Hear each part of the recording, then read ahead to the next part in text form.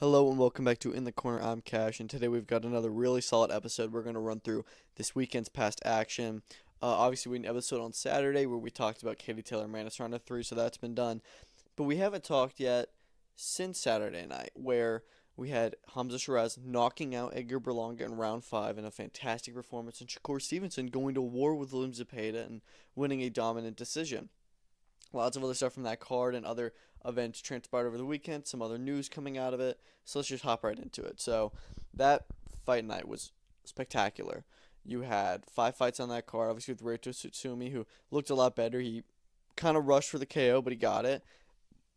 Dealt with his guy in I think 2 rounds. Very solid performance after his debut was a bit lackluster. Um, but then after that, you had like the more real world level fights, 4 of them, and they were all amazing, amazing fights. The main event, Hamzah Sheeraz dispatching of Edgar Berlanga quite easily. First 3 rounds were very cagey. I do think Hamza was doing a little bit of the better work. I had it 2-1 going into the fourth, and then fourth round, he just lands this insane combination that just catches Edgar off guard, and he just starts to get hit a ton, and then no defense, and then just goes down. And he's hurt. And he does this whole smacking the gloves together again, just like he did when he got dropped by Canelo. And it's like, okay, here it is. Here's the end. He gets up because you can tell he was way more hurt than he was when he got dropped by Canelo. Gets up, gets dropped again. And then he gets up and he is saved by the bell. Hamza's about to come after him, and then the bell rings. And then, honestly, the corner could have pulled him out then.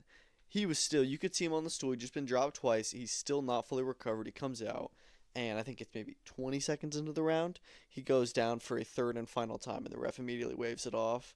Um, you know, it's great when you see those trash talk goes wrong because Edgar was talking so much smack to Hamza, and Hamza's, that respectful British gentleman. He doesn't talk any trash, and it's so humbling to see that when you have the guy who is so respectful and the guy who's so disrespectful, and the respectful guy shuts him up. So that's always good to see. Edgar Berlanga came in with a super slow walkout. Oh my goodness! And is his hometown backyard in Hamza. The odds were against him. I think he was still the favorite in the fight, but in terms of the fight was at New York City with a huge crowd there, a new division, new trainer, coming off the draw, all this stuff, and he just showed like he is levels above. And I think we're kind of seeing like Edgar Berlanga. Yeah, there was a lot of hate when he got the Canelo fight. And we're reminded that he's not this world champion level fighter. Like sure he can be fun and stuff, but he's never. I don't think he'll ever be a world champion. Not really. Um, Hamza, I do. I think Hamza Sheeraz is fantastic. And people are talking like, does this kind of push him towards the front of the Canelo sweepstakes? And Turkey says he wants to see Canelo versus Shiraz in 2026, which is crazy that Shiraz has jumped up there already. DAZN put up a graphic saying who he could fight next. Canelo Alvarez, of course. Uh, Chris Eubank Jr. is the other guy that's being talked about to fight Canelo. I would like after we see Eubank bend too. Hopefully Shiraz gets one other fight in this year. And the other guy they threw up there was Diego Pacheco. I'd love to see that fight. And then maybe the winner of that fights Eubank. Winner of that gets Canelo.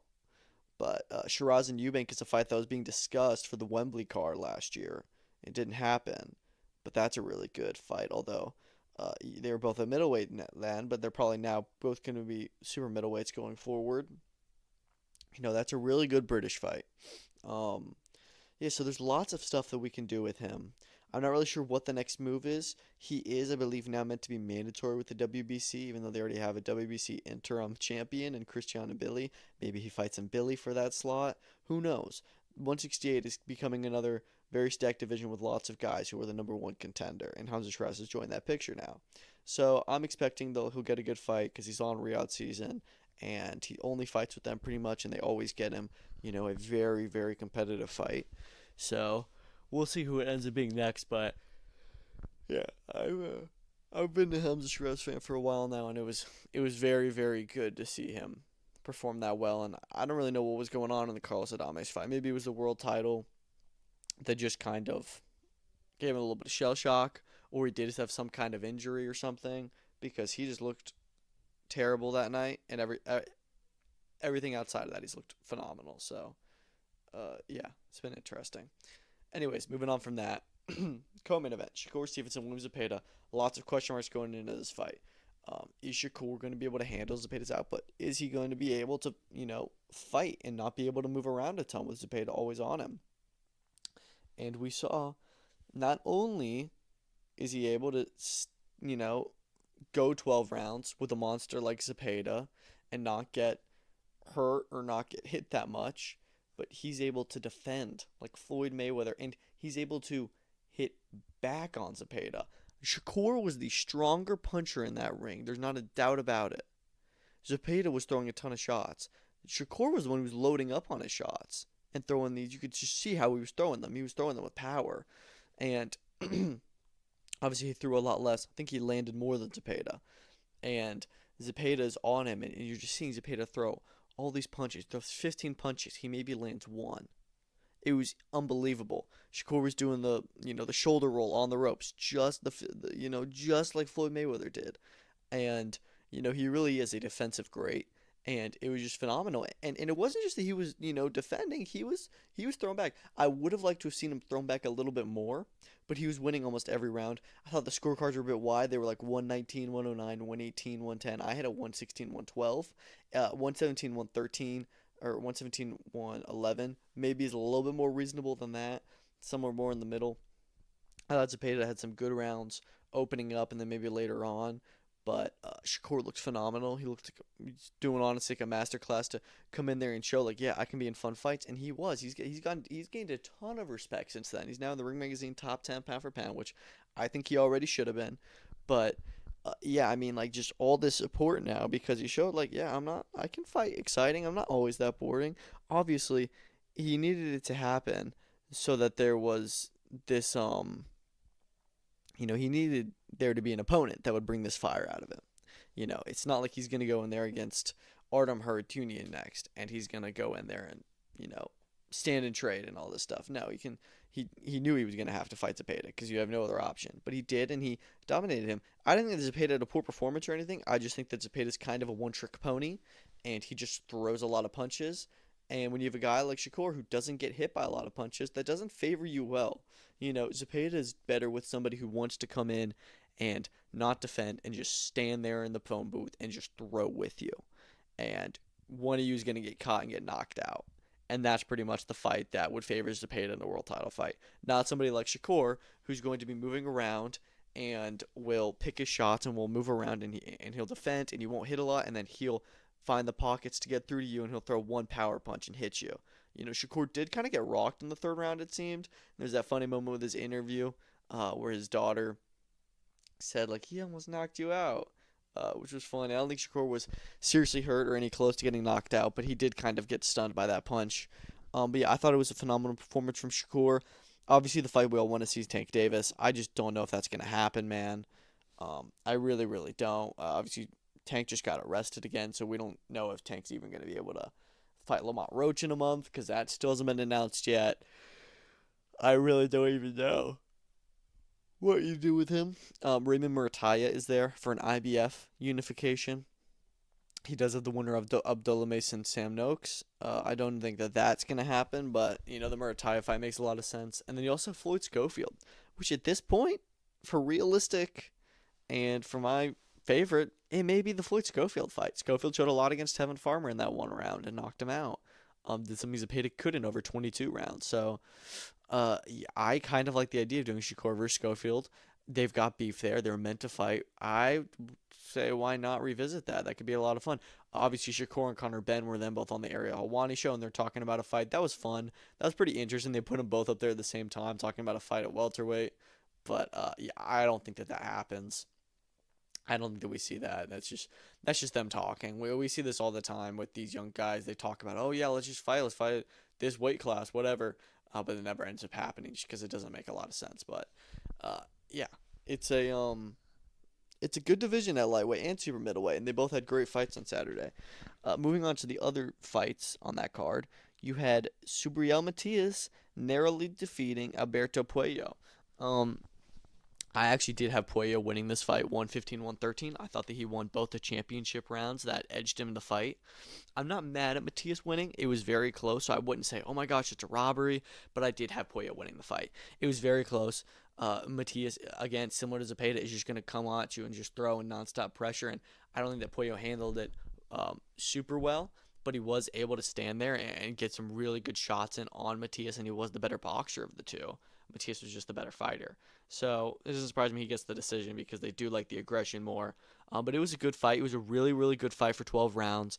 I was unsure about it because I knew he was going to go the distance, but, Puello's always in these split decision type fights, and this one's a majority decision loss for him. He usually wins the split decision wins. Um, but, I was unsure how exciting this would be because Alberto Puello has a tendency to not be in super exciting fights. I thought the Gary Antoine Russell fight was a bit boring. But it was really exciting in there, and he came to fight. So I enjoyed it a lot.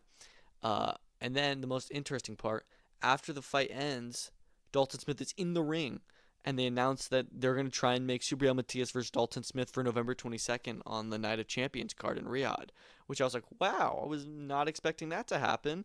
And then hearing afterwards, Eddie Hearn says, yeah, they didn't expect that to happen. They didn't expect a fight to be made right then and there. They were just coming to see the fight and stuff, and Eddie wanted to introduce Dalton to His Excellency, and Turkey says, yeah, look, if you're ready, we want to make, in the ring after, we want to make you fight the winner for November 22nd. And it's like, dang, okay. I see some people had some problems with Dalton Smith getting the title shot, saying like, oh, I'd rather see him rematch Puello or fight Teofimo or Richardson Hitchens or Gary Antoine Russell, which Russell versus Matias is a phenomenal fight.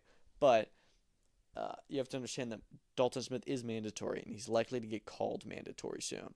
So that means that, Matias is going to get ordered to fight him. So just get ahead of it, take out the mandatory.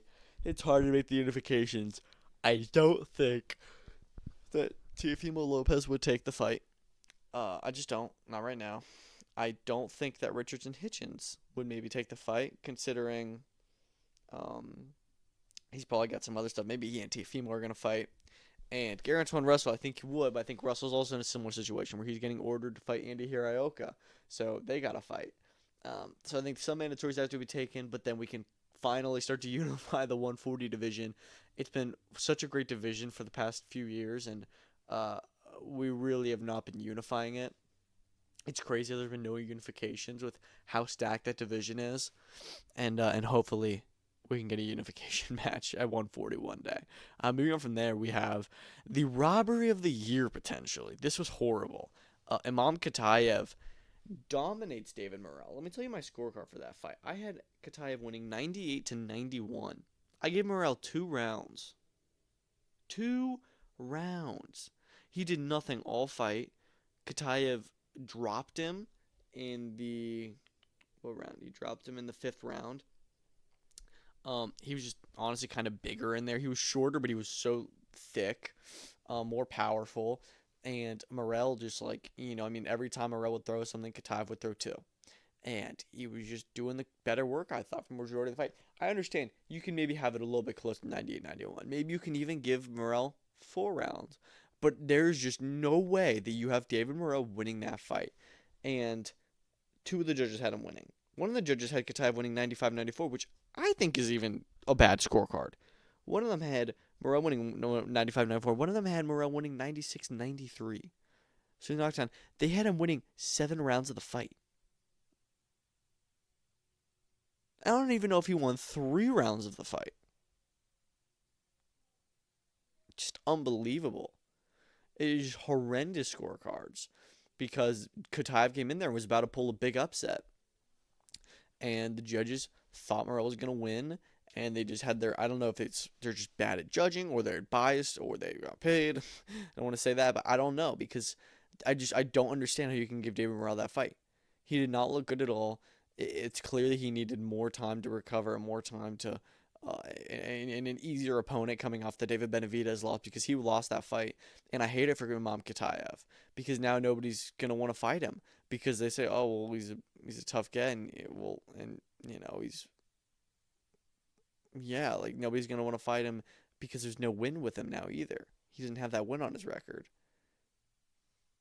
So it's not like he's going to get moved up in the sanctioning bodies and getting, I don't know. He needs to get an opportunity with one of them. That's what they need to do, because, or Turkey or somebody needs to get him another good opportunity, because that was BS. And I hated that. I hated that a lot, because it was just Oh man, it just reminds you this is boxing and it's a crooked sport. But I thought Kataya fought brilliantly and deserved the win. But yeah, it was a great card. I enjoyed all four fights. It was honestly one of the best nights of boxing in a while, just to have all the fights deliver like that. And yeah, it was great. Moving on from there, we had UFC Nashville. Derrick Lewis vanquishing Tallison Teixeira in one round. It was incredible. Literally 1 minute, he knocked him out. A bit of an early finish, you could say. I think that the fight could maybe go on for a little bit more, but it wouldn't last 10 seconds more. Teixeira was done. He was hurt.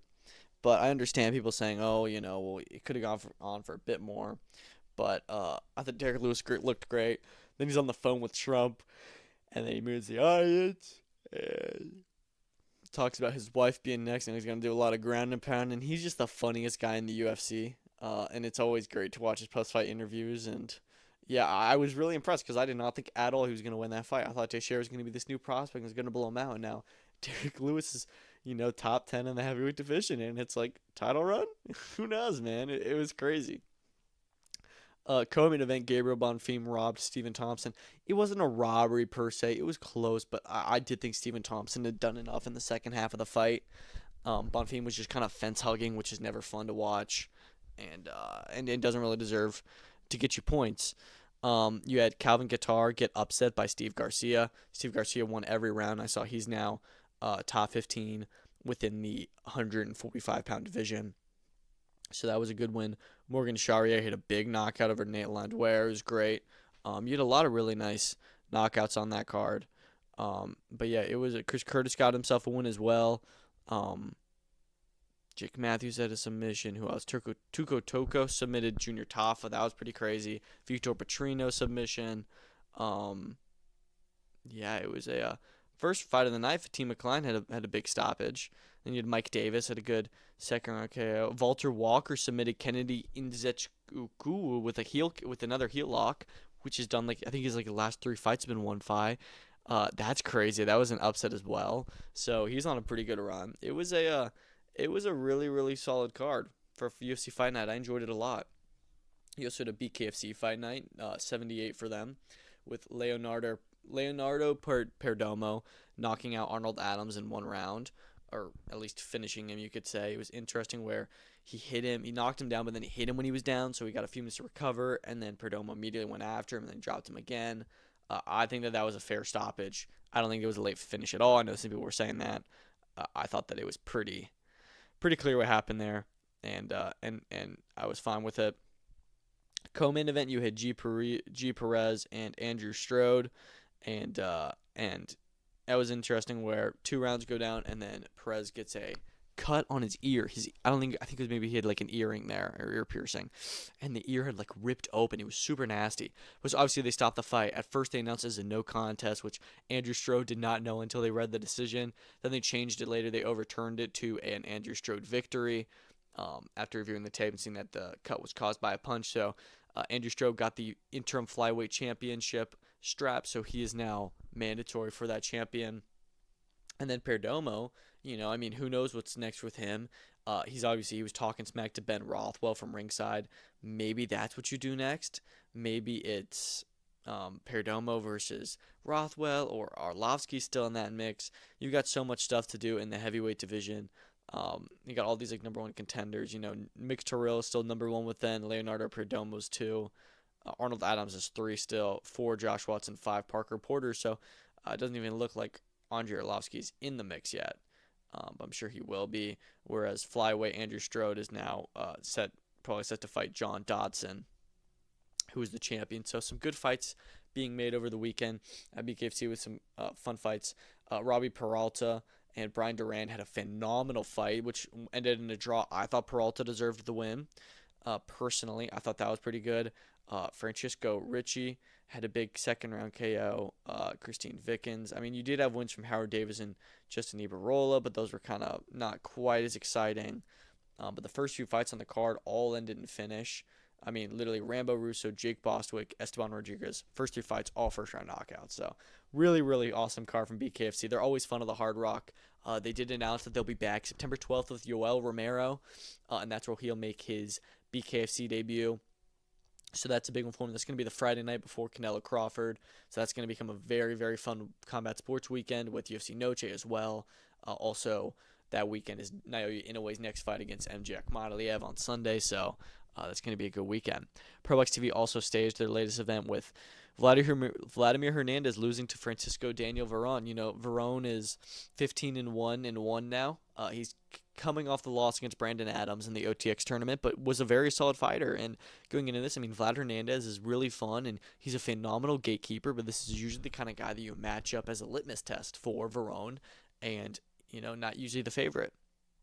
And Veron came in and showed, I'm of a certain level, and Hernandez is one of those guys who's at a really good level, and he's very good there, but he's never going to go past that level. So you bring him guys that are at that level or below, and he beats them. But if anybody's even a little bit above that level, he'll be able to beat them. And Veron, wasn't a come-forward fighter, but was throwing and landing more on Hernandez and looked great. I had him winning 98-92. The judges' scorecards were similar. It was a great fight, man. It was a really, really great fight. Co-main event, Eric Badillo and Gerardo Zapata had a very one-sided fight, where Badillo won the decision with a knockdown in round 4. That was a very exciting one. So he's now mandatory for the winner of Pradab Sri Canizales too. You had Sendabar Erdanabat, who had a very dominant 10-round decision win over Humberto Galindo. Katsuma Akatsugi beat Jonas Sultan in another dominant win. That was a pretty fun fight. And then Carlos Balderas had a 8th-round stoppage against Salvador Bricena with a really, really big knockout. So it was a really solid card. ProBox TV has been fun. I just hate that Lester Martinez-Pierre de Bomb didn't happen. I'm not sure when we'll get to see Martinez next. Actually, I may. Because we have news from Turki Al-Sheikh. He wants to see Mbili fight Martinez on Canelo Crawford September 13th. This is a phenomenal fight. We knew that Mbili was going to be on that card most likely. He wanted him to be there. We knew that Martinez is one of the options being discussed, and it looks like it's going to happen. Again, this is just what Turki said that he wants, but when Turki wants something, he usually gets it. He also said that he wants Jared Anderson versus Big Baby Miller, Jerome Miller. So Miller and Anderson were both at the fight on Saturday night. I'm sure they may have met with Turki about that possibility. And that'd be interesting because Jared Anderson obviously had the huge loss to Piccoli, comes back against Marios Colias in February, doesn't look good at all, and now he's back in the mix for another big fight on Riyadh season against Jerome Miller, which is a great American heavyweight fight. I think that they probably should have been fighting on that card in LA in the first place. So I love this. I think that you may even have to favor Miller, but this is time for Anderson to show, look, am I that guy? And if he is the guy that we all thought he was and the next American heavyweight hope, he should be able to beat Jerome Miller. But I don't think that he has it anymore. And if he can't, he won't be able to because Jerome Miller is still a very, very top heavyweight fighter. And then as for the Mbili Martinez fight, there's just absolute chaos. I do think Mbili would be the favorite, but it would definitely be his toughest fight. It would also be Martinez's toughest fight. I would love to see that one. I hope these fights both get added to that big Netflix card. And yeah, it's good to see that Turki's not only interested in doing the prospects on there, and he does still want to have some big fights on there. And yeah, I would love to see these two return on that card in those fights. Speaking of Riyadh season, Ray Ford versus Abraham Nova has been confirmed for August 16th on that Moses Atauma Dillian White fight card. Obviously, Ford was meant to challenge Anthony Kakache for his IBO super featherweight title. Kakache got a back injury and is now off the card. They bring in Nova, who is going to be Ford's toughest test at 130. Yes, it probably should have been the Albert Bell fight, but I'm fine with this. Nova coming off very unfortunate decisions. Let me pull up his record here, but obviously he had the world title challenge against Oshaki Foster at the beginning of 2024. I don't think that he won that fight. It was a pretty good performance from him. It was a close fight, but I don't think that he won it by any means. And then he had the fight with Andres Cortez, a fight that I thought that he won very much so, and he got robbed in that fight. So that one really sucked. Then he fought Humberto Galindo, who just lost to Erdanabat, which was a draw. Another fight that I thought that he deserved the decision in. So it's been a tough run for him recently. Where, he even got a scorecard on the Foster fight. That was a close fight, so you could potentially have it going to him. I don't think he was winning, but it's he's had a bad luck run. He did have an 8th round win in Boston over the summer, just like a month ago. A 3rd round win in an 8-round fight over a journeyman. So got himself a little win back, but I'm glad he's getting this opportunity, and hopefully he just gets a fair shake with the judges. But yeah, that should be a good fight. I do think Ray Ford wins this fight. At least he should. But it is good to see Nova get the opportunity. Moving on from there, let's talk about the Taylor Serrano 3 success. So they had about 6 million viewers watching the Netflix main event, which is good, which is very good. That's a lot of people. We have to remember that this was they had so many people watching the first fight because of Jake Paul, Mike Tyson, and it's gonna be it's gonna be pretty hard to get all of those people to come back and watch this fight because that was a mega event, and this was still a really big event, but it wasn't a mega event.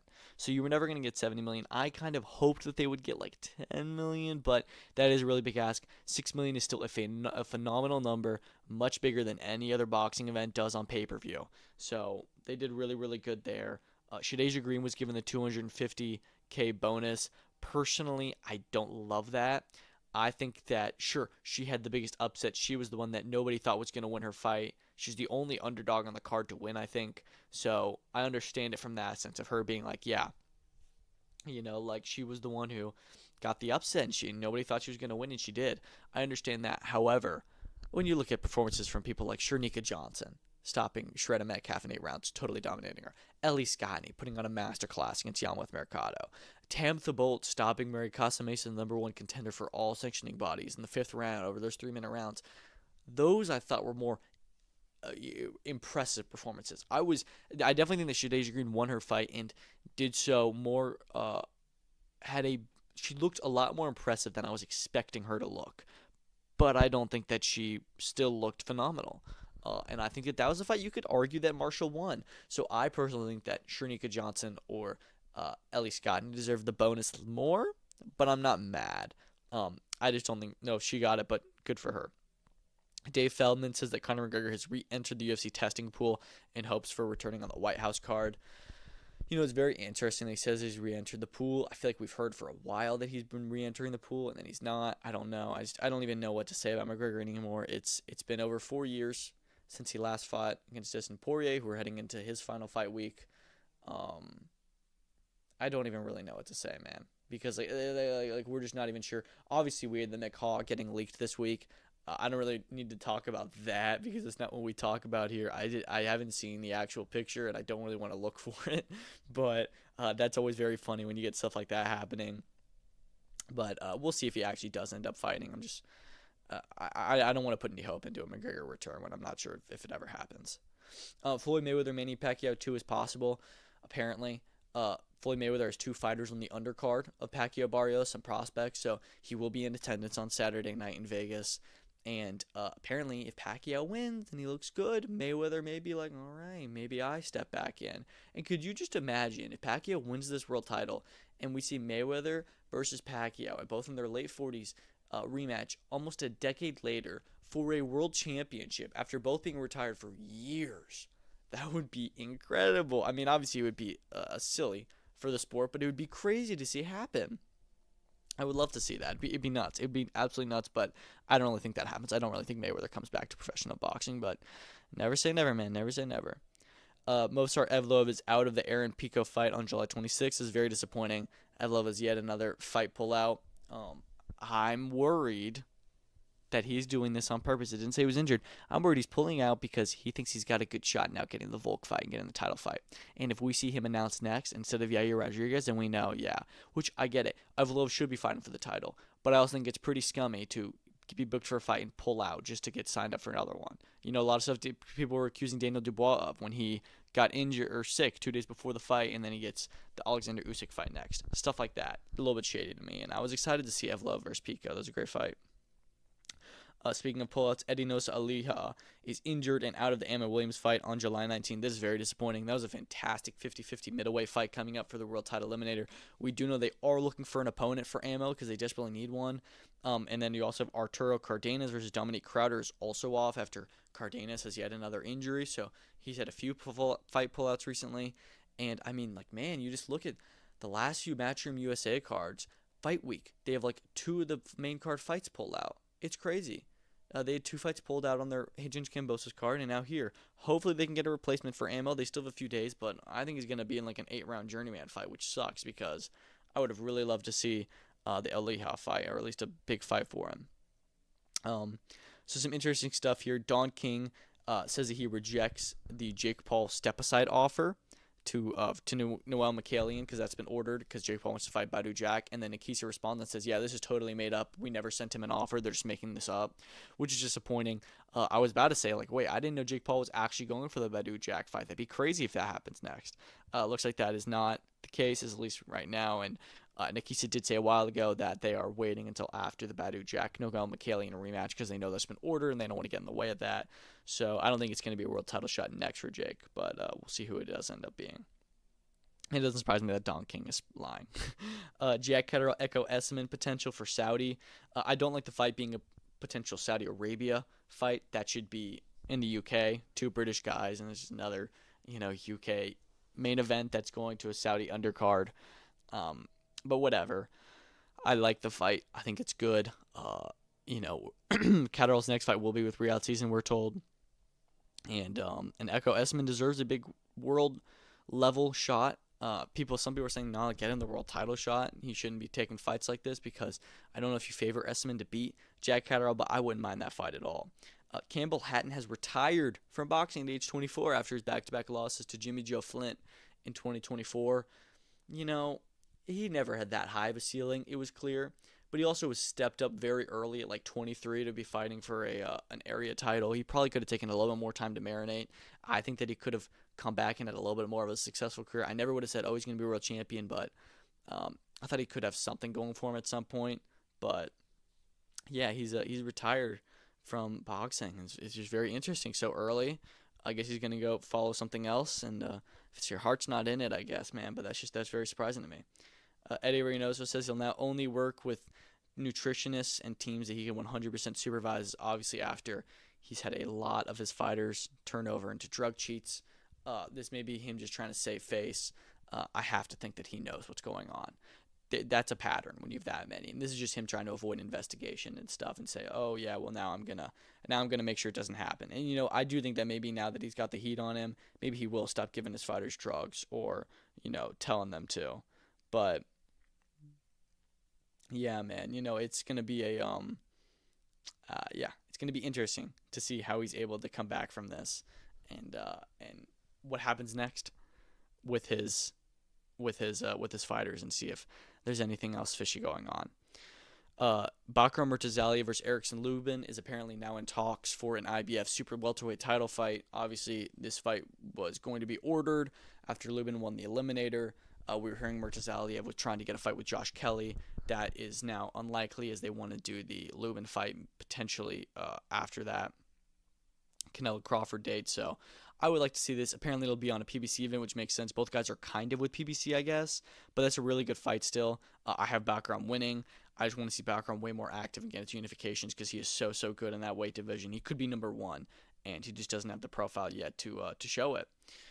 Jack Rafferty versus Mark Chamberlain has had its undercard go official. So we've got Zach Miller versus Leon Woodstock. Woodstock coming off a loss to Kurt Walker and is challenging for the Commonwealth featherweight title. I don't think that Miller should be holding that title. I thought that he lost to Masoud Abdullah, but whatever. It's an okay fight, I guess. It's probably going to go 12 rounds and be boring. But yeah, he's been signed to Queensberry. You've also got Jack Turner. He's in with another undefeated opponent this time. It's crazy how he's been stepped up. He was fighting like 6-rounders, and then now he's got like a little WBA title. But yeah, he'll be in with the 11-0 Nicholas Augustine Muguruza for the WBA International Super Flyweight belt. You've got Lewis Richardson having his second fight. Henry Turner back in another 8-rounder, weirdly enough. Charlie Sr. on the card. Stephen Cairns, Nelson Birchall, Stephen Clark, Egon Lavin. So some solid Queensberry prospects. Again, it's another prospect-heavy card where I feel like this is the same one with their Bournemouth card, where it's like, come on, like what happened to these? They did when Queensberry started their lineup, right, for DAZN, they announced Joe Joyce Philip Hergovich on a huge card, Anthony Kakache Leewood on a huge card, Josh Taylor Echo Esserman on a pretty big card, Fabio Wardley Justice Hooney on a pretty big card, and then Alexander Usyk Daniel Dubois too, which is a mega fight. Some fights on the undercard, and then you go to the Garner Bellotti fight, 1 or 2 fights on the undercard, then a lot of prospects, and a smaller event. Then you have Rafferty Chamberlain, great fight. Same with the Garner Bellotti, great fight. 1 or 2 fights on the card, and then a lot of prospects. So I don't know. I would kind of like to see more of this super stacked Queensberry cards because they were doing so many big cards. They're having a lot of fights go to Saudi right now. So yeah, we'll see, man. We'll see. But it's an okay undercard. Jim Lampley is close to finalizing a deal to be the official voice of Ring Season in Ring Magazine. Obviously, Turkey likes him. He's brought him back for the last 2 Ring Magazine events, and I'm sure that he will. I do believe that they'll bring him back, or at least on like the U.S. shows. We'll see if they move him around to UK and Saudi Arabia and stuff, but I do think he will end up being the voice for at least the Ring Magazine shows in the U.S. Jeff Neal versus Carlos Prates has been rebooked for August 16th on the UFC 319 card. This was obviously meant to happen in April. Jeff Neal got injured. They moved Prates to the Ian Gary fight, but now this is going to be another fight at the welterweight top 10 probably. And you know what? It's a good fight. It's a really good fight. I like it. Vitor Belfort, age 48, versus Vanderlei Silva, age 49, will be September 27th, a boxing fight in Sao Paulo for Spaten Fight Night 2. Remember, Spaten is the Brazilian beer company that had they put on Anderson Silva, Chael Sonnen last year, which was weird, and another exhibition between 2 old guys, and they're doing it yet again, 2 old UFC fighters. Neither of these guys should be fighting, but whatever. It's another one of those like black tie exclusive events. It's an interesting one, isn't it? It's very interesting. I don't even know who's going to win that. They're both like 50. UFC is going to be returning to Perth for Fight Night on September 28th. At first I heard this was going to be a pay-per-view like a few months ago when we were hearing they were going to return, but it's now just going to be a fight night. I'm curious who will be headlining it. Probably somebody pretty good. They've got a lot of good Australians at the moment, and yeah, we'll see what happens on that card. And then BKFC has also announced its return to Manchester for September 27th at the AO Arena. So they're starting to get some bigger arenas in the UK. I'm curious who will be headlining that. But yeah, that's all I've got for today. Good episode. Next time, we'll be back on Friday, where we're going to preview a very, very loaded Saturday. You've got UFC 318, Dustin Poirier, Max Holloway 3, the retirement fight. You've got Alexander Usyk, Daniel Dubois 2 at Wembley Stadium, the undisputed heavyweight championship. You've got the return of Manny Pacquiao versus Mario Barrios for the WBC welterweight world title with Sebastian Fundora versus Tim Tszyu 2. Pitbull Cruz versus Angel Fierro 2. And then you've also got on the same day Bam Rodriguez versus Fumalele Kafu in Texas with Diego Pacheco versus Trevor McCumbee, Amber Williams versus somebody now. And then, same day, you've got PFL Cape Town with the return of Dakota Ditcheva and Johnny Eblin on top of a really good card where they're starting at PFL Africa. It's going to be a great day of fights. I can't wait for Saturday. I'll have an episode Friday previewing all of that. Thank you so much for listening, and peace out.